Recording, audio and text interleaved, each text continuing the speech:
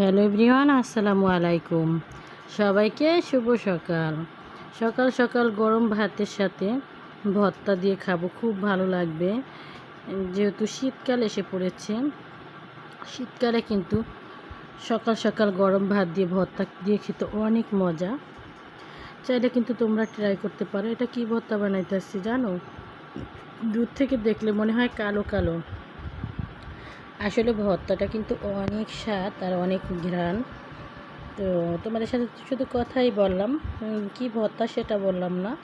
এটা হয়েছে তিল ভর্তা।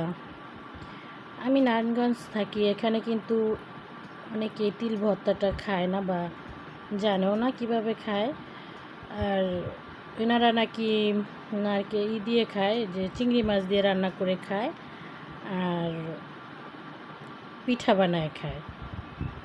আর আমরা হচ্ছি শরৎপুরের মানুষ, যেহেতু শরৎপুরে এটা চাষ হয়, মানে খেতে হয়, এই জন্য আমরা জানি ভর্তাটা কত মজা আর কত সুস্বাদু, আর খেতেও অনেক মজা।